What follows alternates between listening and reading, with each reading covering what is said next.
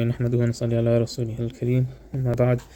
Okay, so we are discussing these claims that Imam Ghazali is making about his belief with regards to the existence of Allah. The first claim was that Allah exists, and then he makes the claim now that the second claim that Allah was pre-eternal, and he gave a very simple reason. That was the cause of the universe is eternal, and if something is eternal, then it can't be created or originated a new event. And this is based off the argument from infinite regress, that if you keep on asking or if you keep going back for infinitely, then you would never reach the current event. So there must be a first event, and that first event must be eternal, because if it were a new event, then it would be included in that series of new events. And by qadim, he means that which isn't preceded by non-existence. So something which is qadim, it means that it is beginningless. Basically, it isn't preceded by non-existence. The third claim is that the creator is post-eternal. He doesn't cease to exist. This is because something which is eternal cannot be non-existent. Why? Because God, who is eternally existent, must also be everlasting. He cannot cease to exist. So this is his claim about the creator. So he's going to defend that now. So he's put out the claim that God must be everlasting as well, post-eternal. And he's making a claim that if something is eternal, and it's something which actually exists, it has a positive existence which is eternal, it cannot come to an end. So this is another claim he's making, that something which is eternal cannot be ma'doom. And if God is eternal, like he's pre-eternal, then he must also be post-eternal. That's a big claim he's making, and there is a debate here. Some of the classical philosophers, or even some other sects of Islam, would argue that it's possible for something eternal to cease to exist.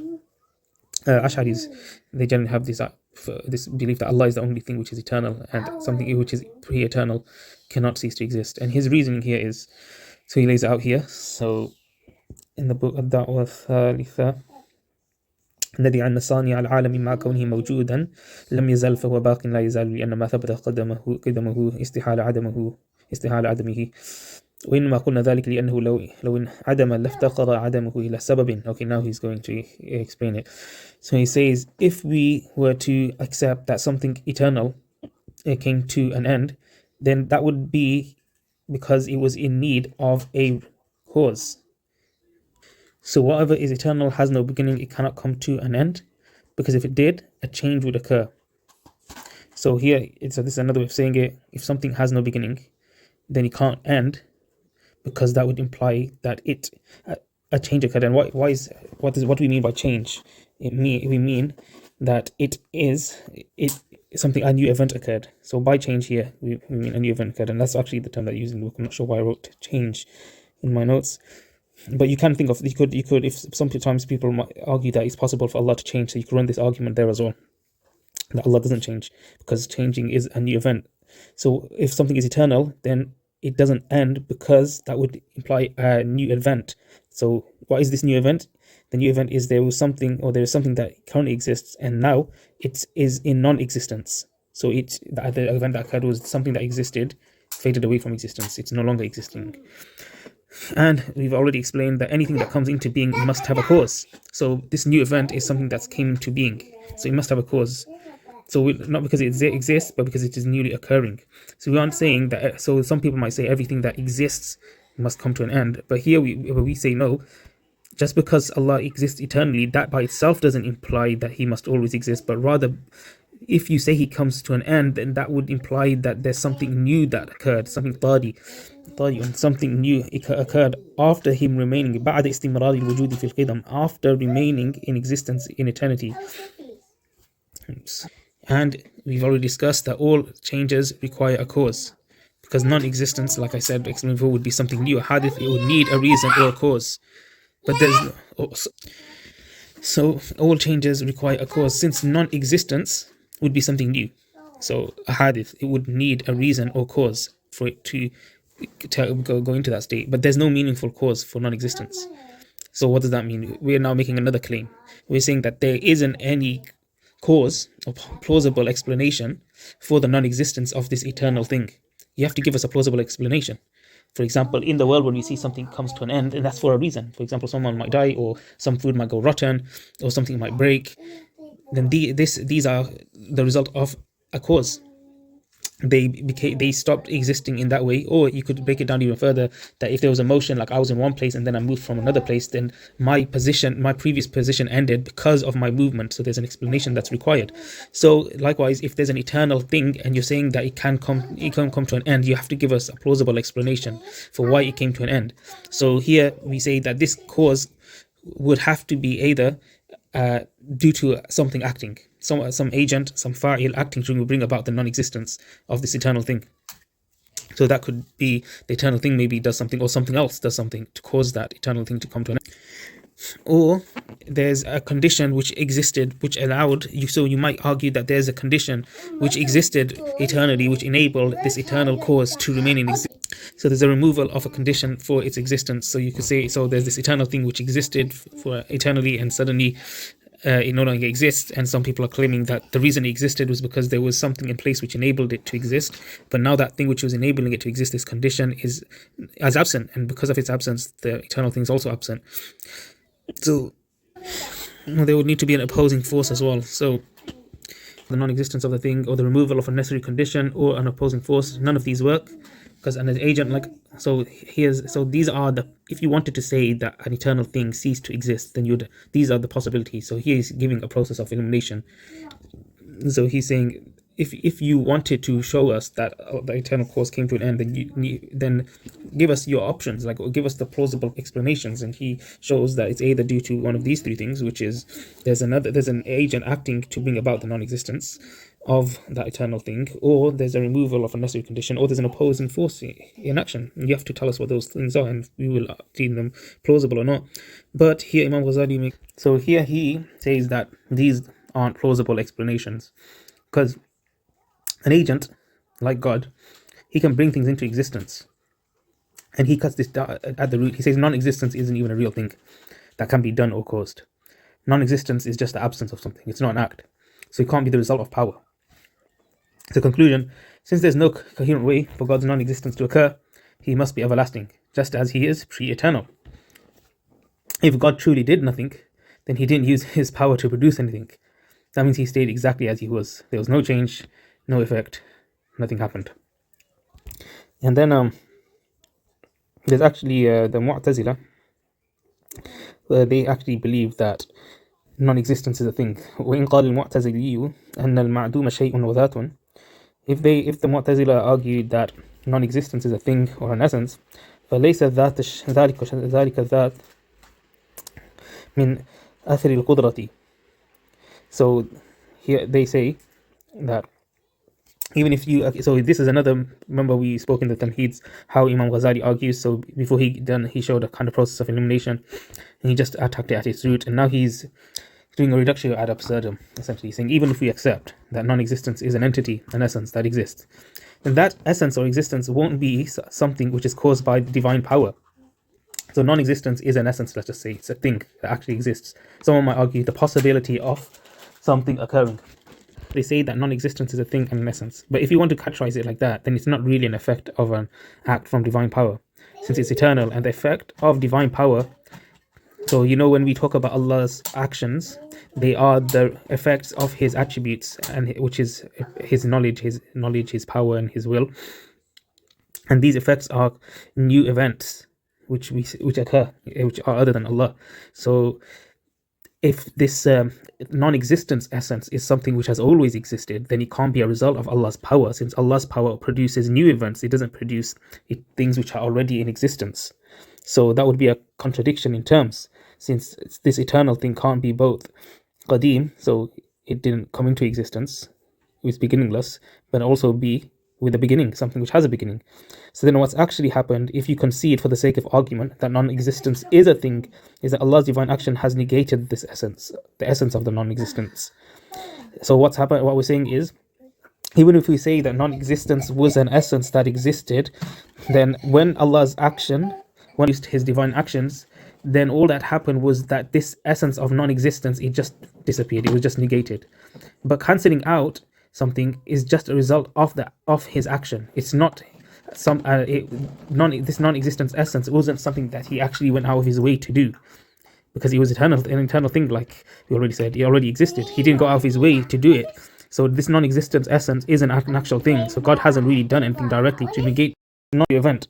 So this non-existence isn't an actual thing that God directly did. So God hasn't really done anything to negate this non-existence. So it's not a positive entity, this essence that needs to be acted upon.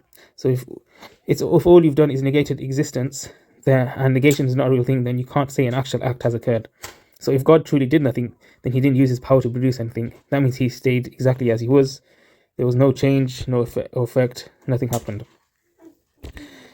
And then وإذا صدق قولنا ما فعل شيئا صدق قولنا أنه لم يستعمل القدرة في أثر البتة فبقي كما كان ولم يفعل شيئا. So that's just what we just said.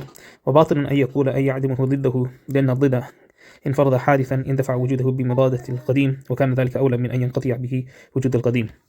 One possibility of saying Allah could no longer exist is to propose that his opposite came into existence, or whatever that would mean.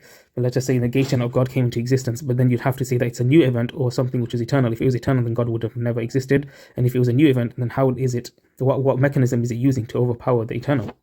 And then there's the other possibility of how an eternal thing could cease to exist is, so in Imam Ghazali is refuting the idea that something disappears because a condition for its existence disappeared. Well, absurd to say that this eternal thing ceased to exist because its condition also ceased to exist.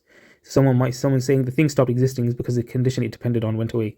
So Imam Ghazali replies, if that condition is created, then it's impossible that something eternal depends on something created. So we're saying now this. So what is the nature of this condition that this eternal thing relied upon? So we're saying this condition, if it cannot be something which is hadith, like فإن الشرط إن كان حادثا استحال أن يكون وجود القديم مشروطا بحادث. So it's impossible for a thing which is beginningless to depend on something for its existence. So its existence cannot depend on something which is newly originated, or else how was it existing before its condition came about? وإن كان قديما دائما فالكلام في استحالة عدم الشرط كالكلام في استحالة عدم المشروط فلا يتصور عدمه. If the condition is eternal, then just like we can't imagine the eternal thing disappearing, we also can't imagine its internal condition disappearing. So this explanation also doesn't work. So now you have to give us another reason. You have to explain now also how this eternal condition also suddenly disappeared. What caused this eternal condition to cease to exist? So how do things like essences or substances and accidents, how do they actually stop existing? And how does he answer? How he says that accidents, which are temporary things like motion, color, they disappear on their own. These things don't last because their nature is to exist only for a moment. So this is kind of related to his atomism. So he believes that everything is constantly being recreated. So accidents, and they aren't things which last, and we can see this. For example, in motion, it's just a series of new positions happening one after another. And if a motion were to remain, then it would be stillness and it won't be motion anymore. So motion must disappear right after it happens. And so motion is constant creation and disappearance. So this is one example of how accidents stop existing. And we can see this. It's something we can observe using our sense data. So now he's going back. Remember we said how will he prove something? And he said, and one of the ways of proving something is using sense data. So this is using our actual observation. We can see motion ceasing to exist. How about other accidents like color? So we know that things like color, they don't stay. They disappear as well. They fade away. So colors fade as time progresses. And so if a color was eternal and it did not cease to exist, then removing them would be as hard as removing something eternal, which is impossible. All right? So because we've already put forward that it's impossible to remove something eternal. But we do observe, so once again he's referring to his sense data, we observe that we observe colors, they change or they disappear. So there might have been something which was white and then eventually became brown or yellow or something. So that whiteness disappeared. So they aren't eternal things, clearly, obviously, through observation. So they disappear, and we could say they disappear naturally. So God's existence doesn't disappear because he is eternal. Whereas these things, they aren't eternal, like through observation. Whereas motion, by contrast, must disappear after happening. That's its nature. I say cease to exist here. This also encompasses change. So then the argument is, okay, so that's accidents. What about substances? So he actually says here that substances they actually cease to exist when the conditions for existences are removed. So he does actually eventually just say that one of the causes which he previously mentioned, which are not applicable to eternal things, are applicable to substances, in fact. So it might have been harder to actually show how a necessary condition for an accident could be removed. So that might be why he didn't use it at that time, because the color, like paints, which we see, are actually, in fact, physical substances, as opposed to maybe accidents, the way they were thinking of them, like it may be essential properties of a thing, as we discussed previously. So that's what he's saying here, though. An actual substance that can be removed through its necessary condition being removed. So they stop existing when God. So you could say they don't vanish by themselves like accidents. They stop existing when God doesn't recreate them anymore. And for a substance to exist, it needs certain conditions like motion, arrest, etc. And if those conditions stop being, the substance itself disappears. الذي عن صانع العالم ليس بجوهر متحيز لأنه قد ثبت قدمه ولو كان متحيزا لكان لا يخلو عن الحركة في حيزه أو السكون فيه وما لا يخلو عن الحوادث فهو حادث كما سبق. Okay, so this one actually very short. It can't be an atom, an atom that exists in space. So you can see a localized indivisible atom. So it's the smallest indivisible part of a body. Because we've already established that God is eternal, and if he was to be located in a space, then those things which are located in a space must be in motion in that space or resting in that space, and we've already discussed how motion and rest, they are new events, and we've already put out the principle that things which are not free of new events, they are themselves new events.